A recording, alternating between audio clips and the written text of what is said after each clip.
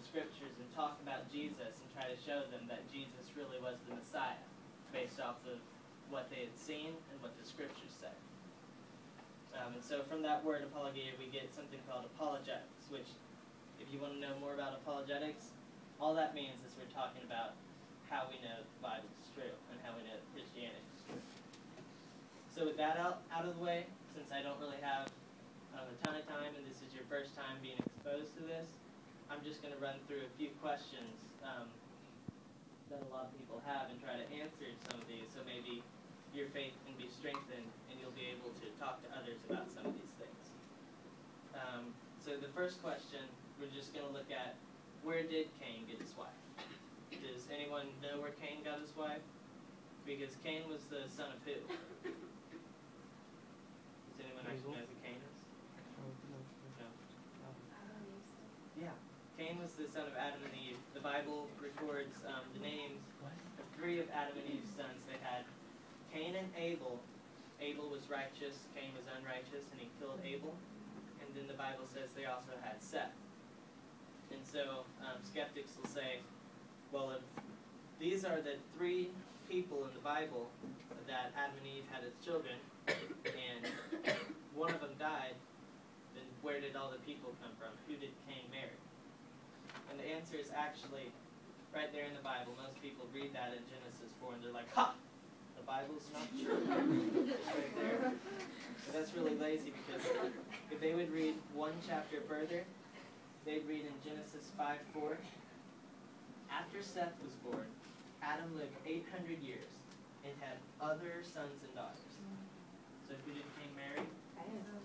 Cain married his sister, or maybe his niece. Now I know what you're thinking, right? That's incest, that's gross, that's crazy. Even the Bible says that's wrong. However, think about this. When did the Bible say that incest is wrong? God gave that commandment to Moses thousands of years later in Leviticus. He said that you should not marry your close relatives. And we have a pretty good idea of why God said that. Does anyone know one of the major problems that incest can cause? If you get married to your cousin, or what can happen to your kid? Josh said it. Birth defects. And that's a major concern with incest. That's probably why God said that incest is wrong and just stop it. It's bad.